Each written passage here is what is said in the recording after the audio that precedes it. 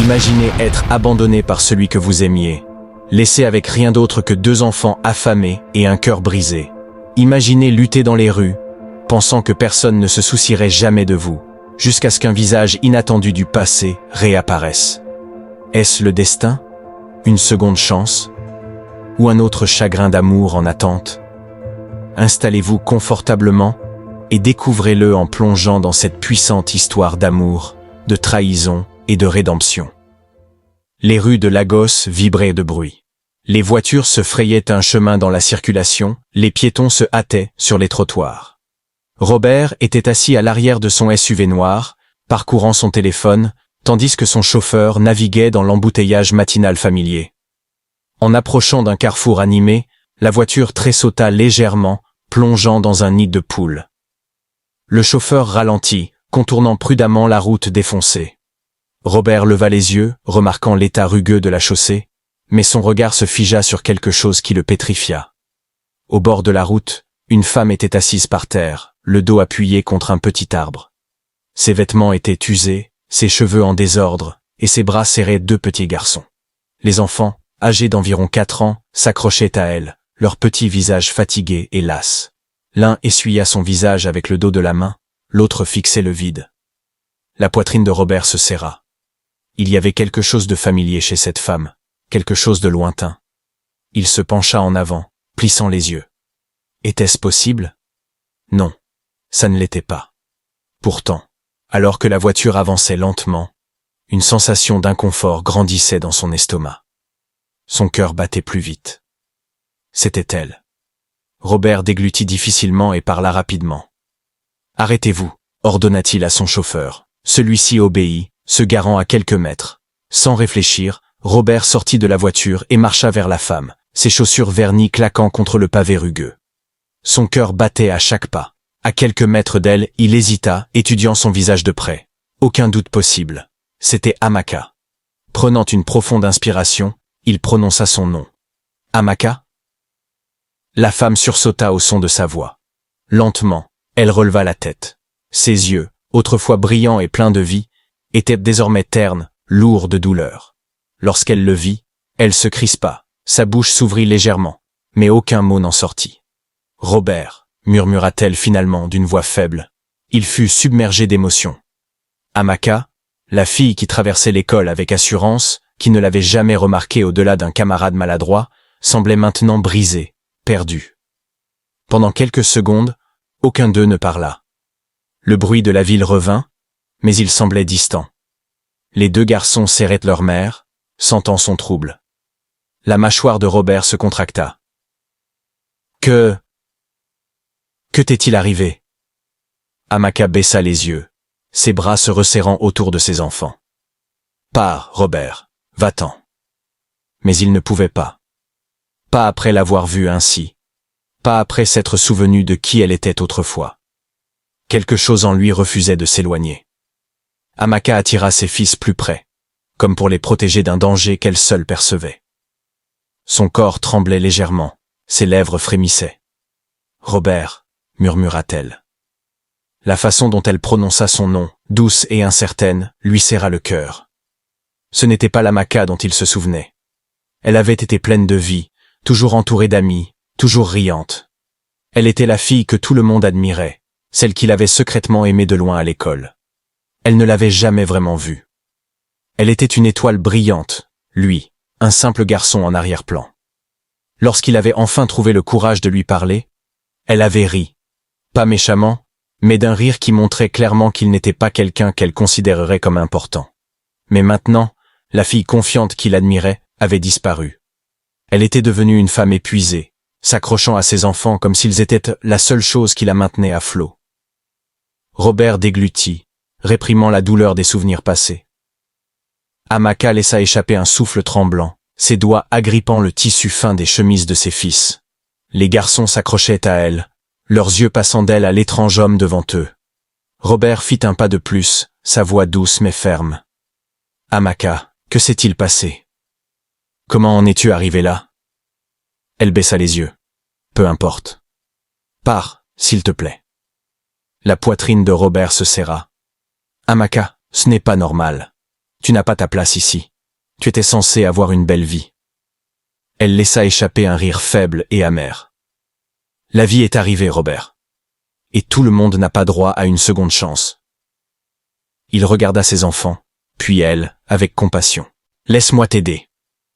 Sa tête se releva brusquement, ses yeux brillants de colère, de honte, de peur.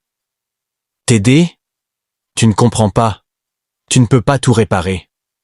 Certaines choses sont trop brisées pour être réparées. Robert exhala, se calmant. Peut-être, mais ça ne veut pas dire que tu dois affronter ça seul. Amaka détourna le regard, serrant ses garçons plus fort. Va-t'en, Robert. Ce n'est pas ton problème. Robert l'observa, voyant au-delà de la saleté et de l'épuisement. C'était une femme qui avait souffert, qui s'était battue pour survivre. Pourtant, l'Amaka qu'il avait connue était toujours là, enfouie sous le poids de ce qui lui était arrivé. Il n'allait pas partir. Ses yeux s'adoucirent, mais sa voix resta ferme. Viens avec moi, Amaka. Je peux t'aider.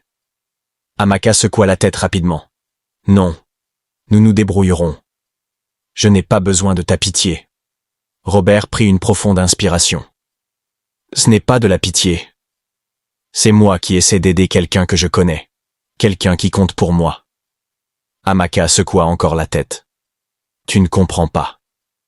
Si je viens avec toi, que se passera-t-il ensuite? Je ne peux dépendre de personne, Robert. La vie me l'a appris. Robert l'étudia. La vie a été cruelle avec toi, Amaka. Mais tu n'as pas à te battre seul. Elle détourna le regard. Nous allons bien. Pars. Avant que Robert ne puisse répondre, l'un des jumeaux pleura, sa petite main sur son ventre. Un cri faible et bas s'échappa de ses lèvres. Le cœur de Robert se brisa. Le garçon avait faim. L'autre enfant enfouit son visage dans le flanc d'Amaka, son petit corps tremblant. Robert s'agenouilla devant elle. Amaka, regarde-les. Ils ont besoin de nourriture, d'un endroit sûr. Tu n'as pas à faire ça seul. Tu n'as pas à être têtu. Je crois que Dieu a orchestré notre rencontre pour le bien de ses enfants. Les lèvres d'Amaka tremblèrent. Elle baissa les yeux sur ses fils, son visage rempli de douleur et de larmes. Pour la première fois, Robert vit quelque chose changer dans ses yeux. De l'hésitation. Son expression devint sérieuse. Ses doigts tremblèrent légèrement alors qu'elle passait de Robert à ses enfants. Elle voyait l'inquiétude dans ses yeux. Mais elle avait passé des années à apprendre à ne pas faire confiance aux promesses. L'aide avait toujours un prix. Robert soupira. Amaka, je sais que c'est difficile, mais tu dois laisser quelqu'un entrer. Laisse-moi entrer. Juste pour ce soir. Laisse les garçons manger, dormir dans un lit chaud. Sa respiration vacilla alors qu'elle regardait ses fils. Ils étaient faibles, trop fatigués pour se plaindre. Elle ne pouvait plus prétendre qu'ils allaient bien. Elle hocha la tête, murmurant à peine. D'accord, mais juste pour ce soir. Robert exhala, son soulagement visible. Il l'aida à se lever doucement, puis guida elle et les enfants vers la voiture. En montant, Robert se tourna vers son chauffeur et dit « Faites demi-tour, ramenez-nous à la maison. » Le trajet jusqu'à la maison de Robert fut silencieux.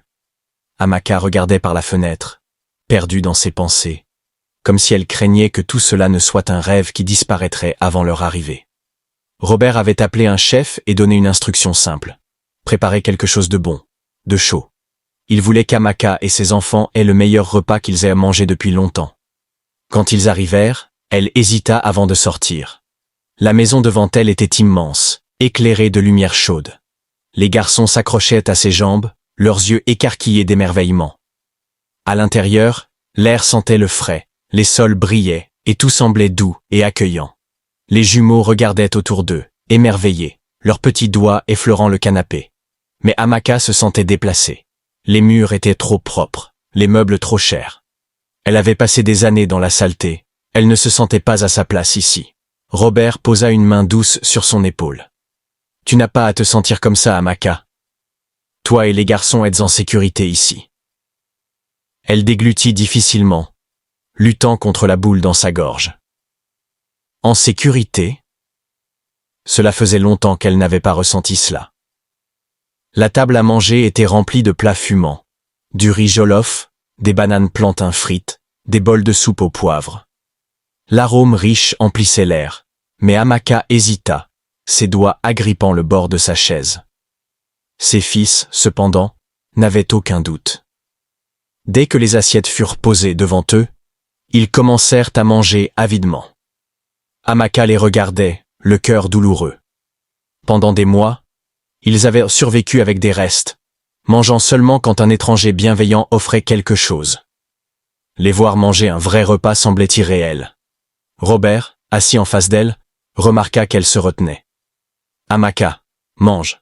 Tu n'as pas à avoir peur. » Ses lèvres tremblèrent alors qu'elle prenait une cuillère. Elle prit une bouchée de riz, la saveur riche et épicée emplit sa bouche, et avant qu'elle ne s'en rende compte, des larmes montèrent à ses yeux. Elle couvrit sa bouche, essayant de cacher ses émotions. Robert vit cela et fit semblant de ne rien remarquer. Il lui versa simplement un verre d'eau et le fit glisser vers elle. « Prends ton temps. » Amaka déglutit difficilement, clignant rapidement des yeux. « Merci, » murmura-t-elle. Ses fils, inconscients de la lutte de leur mère, continuaient à manger joyeusement. L'un d'eux, avec de la nourriture sur la joue, leva les yeux et sourit. « Maman, c'est la meilleure nourriture du monde. » Un sourire tremblant perça les larmes d'Amaka. « Je sais, mon amour. Je sais. » Après le repas, les garçons furent conduits dans une chambre d'amis où une gouvernante les aida à se laver et à enfiler des vêtements propres. Amaka, maintenant seule avec Robert dans le salon, était assise raide sur le bord du canapé. La chaleur de la maison, la douce lueur des lampes, tout semblait trop confortable, trop inhabituel. Robert, assis en face d'elle, l'observait attentivement. « Amaka, que s'est-il passé? Comment en es-tu arrivée là ?» Elle exhala. « C'est une longue histoire. J'ai le temps. » Amaka croisa les mains, fixant le sol. Après un moment, elle soupira profondément. « J'étais jeune et naïve, » commença-t-elle. « Quand j'ai rencontré Emma, il était tout ce que je pensais vouloir. Charmeur, confiant. Il avait une façon de me faire sentir comme la seule femme au monde. » Robert resta silencieux, écoutant. Il m'a promis monts et merveilles. Il parlait d'un avenir, d'une grande maison, d'enfants courant dans une belle demeure. Je l'ai cru. Je lui ai fait confiance. Mais quand je lui ai dit que j'étais enceinte, tout a changé. Elle marqua une pause, ses yeux assombris par les souvenirs. Au début, il a fait semblant d'être heureux, mais j'ai vu la peur dans ses yeux. Puis, petit à petit, il a commencé à m'éviter. Les appels restaient sans réponse, les messages ignorés. Puis un jour, il a disparu. Comme ça. Robert serra la mâchoire. Donc il t'a juste abandonné? Oui, murmura Amaka. Et j'étais seul, sans emploi, sans argent, sans soutien. Mon père m'a chassé, disant que j'avais apporté la honte à la famille. Ma mère a pleuré, mais elle n'a pas pu l'arrêter. Je n'avais nulle part où aller. J'ai lutté, Robert. J'ai mendié des emplois. J'ai fait tout ce que je pouvais pour prendre soin de mes garçons. Mais ce n'était jamais assez. Robert serra les poings, sa poitrine se contractant de rage. Cet homme t'a laissé souffrir. Il n'a même pas pris de nouvelles de ses enfants. Amaka secoua la tête. Pas une seule fois. Pas un seul appel. Il ne les a jamais vus. Robert exhala brusquement. Où est-il maintenant? Le sais-tu? Aucune idée. J'ai arrêté de chercher après un moment. J'ai réalisé qu'il ne reviendrait jamais. Les doigts de Robert s'enfoncèrent dans l'accoudoir de son fauteuil. Un vrai homme n'abandonne pas ses enfants. Il ne laisse pas la femme qu'il prétendait aimer souffrir ainsi. Amaka esquissa un sourire amer. Emma n'a jamais été un vrai homme. C'était juste un lâche en costume chic. Robert secoua la tête. Si je le trouve un jour...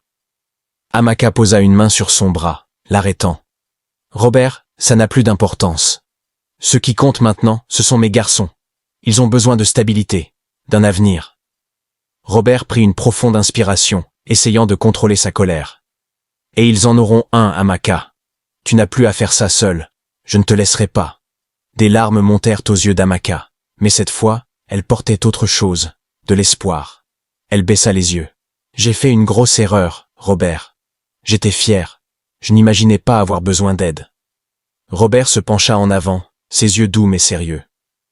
Amaka, la fierté n'est pas un crime. Vouloir une belle vie n'est pas une erreur.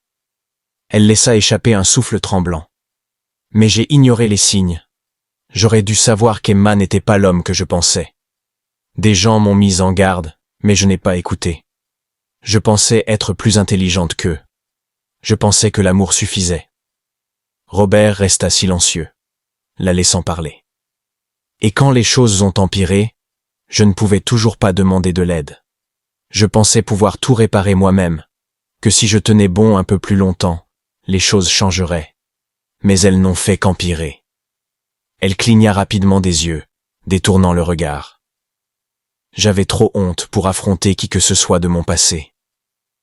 Je pensais qu'il se moquerait de moi, qu'il dirait que je l'avais mérité, que j'avais fait mon lit et devais maintenant m'y coucher. Robert secoua la tête. Personne ne mérite ce qui t'est arrivé, Amaka. Personne. Elle déglutit difficilement. Mais je me suis moqué de toi une fois, Robert. À l'école, quand tu m'aimais. Je pensais que tu n'étais pas assez bien. Et maintenant, regarde-nous. Tu es celui qui m'offre de l'aide. Et moi, je n'ai rien. Robert exhala. La vie ne fonctionne pas comme ça. Tu penses que je t'aide à cause de vieux sentiments? Non, Amaka. Ce n'est pas à propos du passé. C'est à propos de ce qui est juste. Et te laisser dans la rue avec ces garçons serait mal. Les lèvres d'Amaka tremblèrent, mais elle ne dit rien. Robert soupira, frottant ses paumes ensemble avant de parler à nouveau. Tu n'as pas à avoir honte, Amaka. Tout le monde fait des erreurs. Elle secoua la tête. Mais je ne veux pas être un fardeau pour toi. Robert laissa échapper un petit rire. Un fardeau? Sais-tu combien de personnes j'aide sans même les connaître? Tu es quelqu'un avec qui j'ai grandi, quelqu'un qui m'a autrefois été cher. Si je peux aider des étrangers, pourquoi ne t'aiderais-je pas?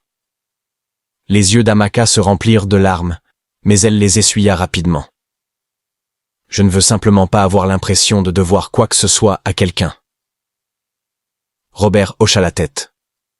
Alors, ne considère pas cela comme une dette, mais comme une seconde chance.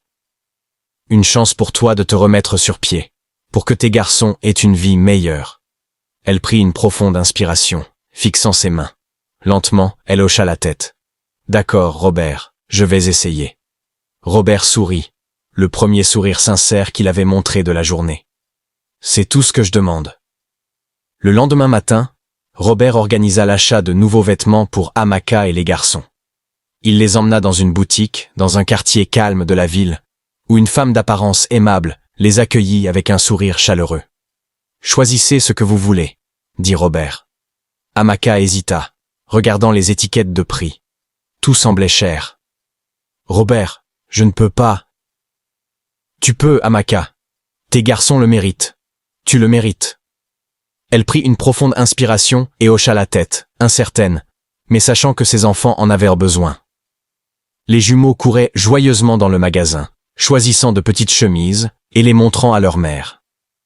Amaka sélectionna soigneusement des robes simples mais élégantes pour elle et les enfants. Quand ils eurent terminé à la boutique, Robert les emmena à l'hôpital pour un bilan complet. Amaka était assise, anxieuse, pendant que le médecin examinait ses garçons. « Ils sont un peu en sous-poids, » dit le médecin. « Mais avec des repas appropriés, ils iront bien. » Amaka laissa échapper un souffle qu'elle ne réalisait pas avoir retenu. Pour la première fois depuis longtemps, elle ressentit un léger soulagement. En sortant de l'hôpital, Amaka se tourna vers Robert. « Pourquoi fais-tu tout ça ?» Robert s'arrêta de marcher et lui fit face. « Parce que je tiens à toi, Amaka. » Elle croisa les bras, le regardant avec suspicion. « Les gens n'aident pas sans raison, Robert. »« Que veux-tu de moi ?» Robert soupira. « Tout dans la vie n'a pas un prix. Je veux juste vous voir, toi et les garçons, en sécurité. » Amaka l'étudia, essayant de lire son visage. Elle avait passé tant de temps à lutter, à s'attendre au pire, que la gentillesse lui semblait étrange. « Je ne sais plus comment faire confiance, Robert. »« Alors, ne me fais pas encore confiance, » dit-il simplement. « Prends les choses une étape à la fois. » Amaka regarda ses garçons, maintenant souriants et repus pour la première fois depuis des mois. Peut-être, juste peut-être, Robert avait-il raison? Le lendemain matin, Robert appela Amaka dans son bureau. Elle s'assit nerveusement en face de lui, incertaine de ce à quoi s'attendre. « Je veux t'offrir un emploi, » dit Robert. Amaka cligna des yeux, confuse. « Un emploi ?» Robert hocha la tête. « Oui, dans mon entreprise. » Elle bougea sur son siège. « Robert, je ne connais rien aux affaires. Que ferais-je?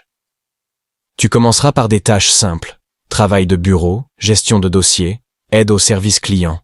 Tu apprendras au fur et à mesure. » Amaka hésita. « Je ne pense pas pouvoir faire ça. Ça fait trop longtemps que je n'ai pas travaillé. Et si je fais des erreurs? » Robert sourit. « Tout le monde fait des erreurs, Amaka. Mais je sais que tu es intelligente. Tu as juste besoin d'un nouveau départ. » Elle baissa les yeux. « Et si tes employés ne me respectent pas? S'ils pensent que je n'ai pas ma place là-bas? » Robert se pencha en avant. « Alors, ils devront répondre de moi. Mais Amaka, ce n'est pas à propos d'eux. C'est à propos de toi. Tu dois commencer à croire en toi. » Elle déglutit difficilement. L'idée d'entrer dans un bureau, de travailler dans un endroit rempli de gens qui n'avaient jamais lutté comme elle, était intimidante. Mais elle pensa à ses garçons. Ils avaient besoin de stabilité, d'un avenir. Elle releva la tête et croisa le regard de Robert. « D'accord, je vais essayer. » Robert sourit. « C'est tout ce dont j'ai besoin. » Le premier jour de travail d'Amaka fut éprouvant. Elle se sentait déplacée en entrant dans le grand immeuble de bureau. Les employés semblaient polis, confiants, accomplissant leurs tâches avec aisance. Comparée à eux, elle se sentait petite, incertaine. Robert la présenta au personnel. « Voici Amaka. Elle travaillera avec nous désormais. Veuillez lui apporter tout le soutien dont elle aura besoin. » Certains employés hochèrent la tête poliment, d'autres échangèrent des regards. Amaka pouvait entendre leurs questions silencieuses. Qui est-elle? D'où vient-elle? C'est elle-même ce qu'elle fait? Au début, le travail était accablant. Elle luttait avec l'ordinateur, oubliait les instructions, faisait de petites erreurs. Elle avait l'impression que tout le monde l'observait, attendant son échec. Un après-midi, elle était assise à son bureau, fixant l'écran avec frustration. Robert passa par là et remarqua. « Ça va ?» demanda-t-il. Elle soupira. « Je ne pense pas avoir ma place ici, Robert. Je me sens perdu. » Il tira une chaise à côté d'elle. « Amaka, quand j'ai créé cette entreprise, je ne savais pas la moitié de ce que je sais maintenant. J'ai fait des erreurs aussi. Tu apprends. C'est ce qui compte. » Elle se mordit la lèvre. « Je ne veux simplement pas te décevoir. » Robert secoua la tête. « La seule façon de me décevoir serait d'abandonner. Et je ne pense pas que tu sois le genre de femme qui abandonne. » Ces mots restèrent avec elle. Jour après jour, elle travailla plus dur. Elle écouta, posa des questions, et lentement, les choses commencèrent à avoir du sens. Elle apprit à utiliser l'ordinateur, à gérer les dossiers, à parler aux clients avec confiance. Un après-midi, un client entra, contrarié par un problème avec une commande. Amaka écouta calmement, prit des notes, et lui assura que le problème serait résolu. Quand l'homme partit, Robert, qui avait observé, sourit. « Tu as bien géré ça. » Pour la première fois depuis qu'elle avait commencé, Amaka lui rendit un sourire. « Peut-être que je commence à comprendre. » Robert hocha la tête. « Je savais que tu y arriverais. » Efemena et Aboubakar, les fils d'Amaka, étaient en plus heureux que jamais. Leurs visages fatigués avaient été remplacés par des sourires éclatants. Ils avaient de nouveaux vêtements, un lit chaud, et de la nourriture dès qu'ils avaient faim. Mais plus que cela, ils avaient la sécurité. Chaque matin, ils coururent dans la maison, jouant et riant comme des enfants devraient le faire. Ils suivaient Robert partout, l'appelant « Oncle Robert ». Ils s'asseyaient avec lui quand il lisait le journal, lui posèrent des questions sans fin sur son travail et grimpèrent sur ses genoux sans hésitation. Un soir, alors que Robert était assis dans le salon, Efemena grimpa sur le canapé à côté de lui. « Oncle Robert, est-ce qu'on restera ici pour toujours ?» Robert regarda les yeux pleins d'espoir du garçon et sourit. « Aussi longtemps que ta mère le voudra. » Aboubakar, qui jouait par terre, leva les yeux. « Maman est heureuse ici. Elle ne pleure plus la nuit. » Le cœur de Robert se serra. Il tendit la main et ébouriffa les cheveux du garçon. C'est une bonne chose, n'est-ce pas? Ephéména hocha la tête. Oui, et nous aussi, on aime être ici. Amaka, debout près de la porte, observait la scène. Elle posa une main sur sa poitrine, ressentant une émotion qu'elle n'avait pas ressentie depuis longtemps. La paix. Robert avait également inscrit les enfants dans une bonne école, s'assurant qu'ils recevaient l'éducation qu'ils méritaient. Loin de là, dans un bar bondé, Emma était assise avec un verre à la main, écoutant les ragots. Un homme à côté de lui parla à voix basse. « Connais-tu Amaka? Celle avec les jumeaux? Elle vit maintenant dans la maison d'un homme riche. Il s'occupe même de ses enfants. » La prise d'Emma sur son verre se resserra. « Que veux-tu dire par s'occuper de ses enfants ?» L'homme secoua la tête. « Ils vivent chez lui. Il les nourrit, les habille. Certains disent qu'il pourrait même les adopter légalement. » La poitrine d'Emma se contracta. Son esprit s'emballa. Et si cet homme adoptait ses enfants? Et s'il les perdait pour toujours? Non, cela ne pouvait pas arriver. Il se leva soudainement, sa chaise raclant le sol. Où puis-je trouver cet homme? Après s'être renseigné, Emma obtint les informations nécessaires. Le lendemain matin, il entra dans le bureau de Robert sans rendez-vous. La réceptionniste se leva rapidement. « Monsieur, vous ne pouvez pas… » Mais Emma l'ignora et entra de force dans le bureau de Robert. Robert, qui examinait des documents, leva les yeux, surpris. « J'ai entendu qu'Amaka vit chez toi, » dit Emma, la voix tranchante. « Je veux voir mes enfants. » Robert plissa les yeux et se pencha en avant. « Qui êtes-vous, jeune homme, et comment osez-vous entrer dans mon bureau sans rendez-vous » La réceptionniste intervint nerveusement. « Je suis désolé, monsieur. J'ai essayé de l'arrêter, mais… » Robert leva la main, l'interrompant. « Ça va, je prends la suite. » Emma redressa les épaules et parla d'une voix dure. « Je suis Emma, le père des enfants d'Amaka, et j'ai tous les droits de les voir. » L'expression de Robert s'assombrit. « Le père ?» Il esquissa un sourire amer. « Tu les as laissés dans la rue, et maintenant tu te soucies d'eux? Connais-tu même leur nom? Sais-tu comment ils ont survécu jusqu'à aujourd'hui ?» Le visage d'Emma se crispa. « Ce sont mon sang. J'ai des droits sur eux. » Robert se leva lentement, la voix tranchante. « Le droit d'un père se gagne, il ne se réclame pas quand ça t'arrange. Où étais-tu quand ils avaient faim? Où étais-tu quand ils n'avaient nulle part où dormir ?» Emma serra les poings. « J'ai fait des erreurs, mais ça ne veut pas dire que je n'aime pas mes enfants. Je veux les voir maintenant. » Robert secoua la tête. « Tu ne peux pas entrer ici et exiger quoi que ce soit. Si tu te souciais vraiment d'eux, tu ne les aurais pas laissés souffrir en premier lieu. » À ce moment, la porte s'ouvrit, et Amaka entra. Elle s'arrêta en voyant Emma, son visage se tordant de colère. Pendant un instant, la pièce fut silencieuse. Puis Amaka avança, sa voix tremblante de fureur. « Tu as le culot de venir ici après tout ce que tu as fait ?» Emma se tourna vers elle. « Amaka, je veux juste voir mes fils. Ce sont aussi les miens. » Elle laissa échapper un rire sec. « Les tiens? Y as-tu pensé quand tu nous as abandonnés? Tu as coupé tout contact. Où étais-tu quand je mendiais dans les rues pour les nourrir?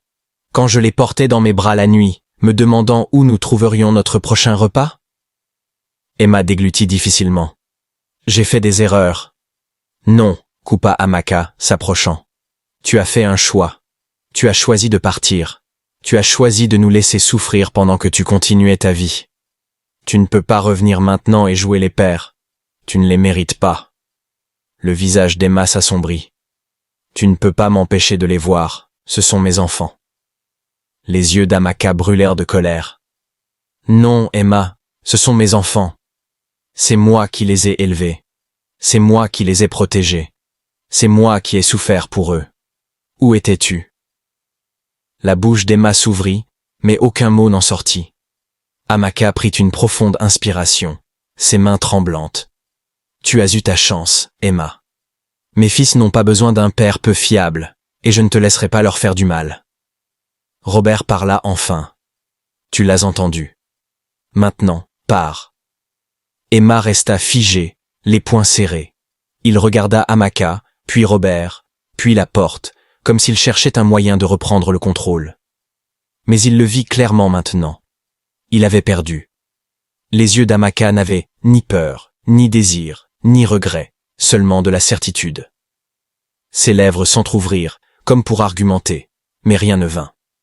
Finalement, il laissa échapper un souffle lourd et se tourna vers la porte.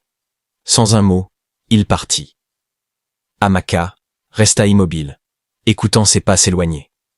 Quand la porte se referma derrière lui, elle laissa échapper un long souffle qu'elle ne savait pas avoir retenu. Ses mains tremblèrent légèrement, mais ce n'était pas de la peur, c'était du soulagement. Robert l'observa attentivement. « Ça va ?» Amaka hocha la tête. « Pour la première fois depuis des années, je crois que oui. » Les jours devinrent des semaines, et la vie s'installa lentement dans quelque chose qu'Amaka n'avait jamais cru possible. La paix. Les jumeaux prospéraient. Et Femena et Aboubakar ne regardaient plus le monde avec des yeux fatigués et craintifs. Ils riaient davantage.